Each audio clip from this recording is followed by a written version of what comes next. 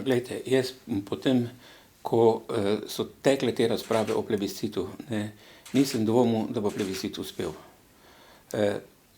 To je bila recimo ena od razlik v razpravah, ki so se pokazali najbolj plastično v razpravah o kvorumu, ki ga naj določi zakon o plebiscitu. Jaz sem zelo dobro poznal razpoloženje ljudi.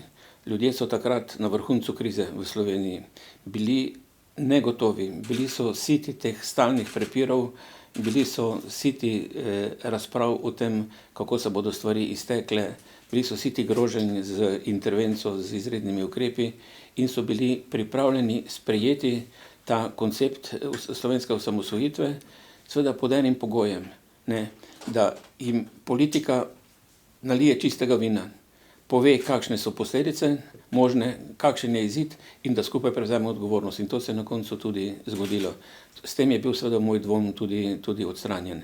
No, seveda, ko je bil rezultat razglašen, se pravi še pred to uradno razglasitvijo, se mi je seveda odvalil kamen od srca, ampak ne samo meni. Takrat mi je bilo jasno, mislim, da bo zadeva ubrala pravo smer, čeprav seveda je bilo vprašanje, mislim, kako bomo izkoristili tisti 6-mesečni rok, ki ga je skupščina takrat zakonom določila kot rok za izvedbo plebiscitne odločitve.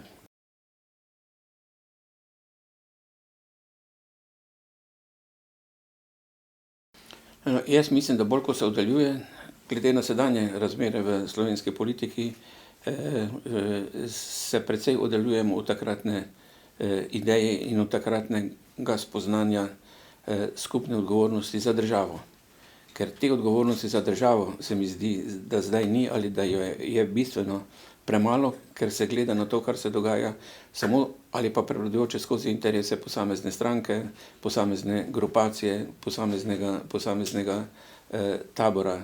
In ker se pozablja na to, kako je prišlo do plebiscita, kako je prišlo do takratne enotnosti, ker se pozablja, da je ta enotnost bila pogoj za uspeh, se poskuša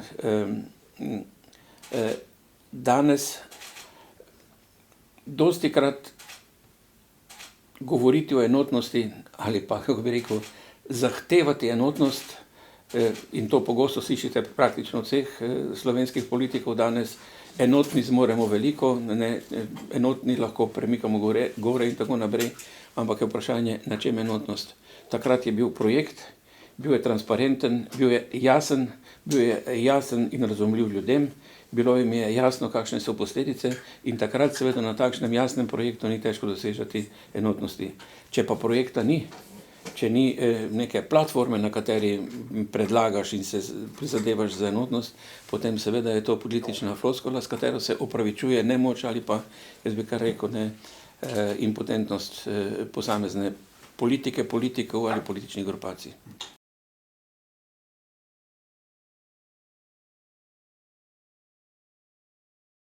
Tisti hip, ko so ljudje ugotovili ali ko ljudje, državljani ugotovimo, da nas imajo na nek način za norca, in da z sklicevanjem na epidemijo in potrebo po epidemiji prikrivajo neke svoje druge poteze, ideološke, politične, poseganje po represivnih aparatih, po regulatornih aparatih, takrat pa seveda stopnja zaupanja v politiko pade. In to si je politika sama kriva.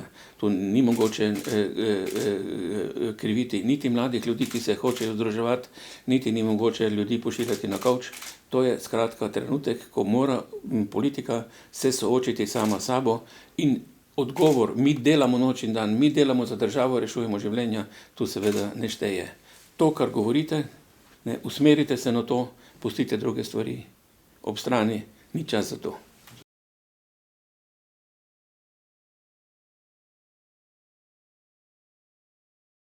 Čez 30 let.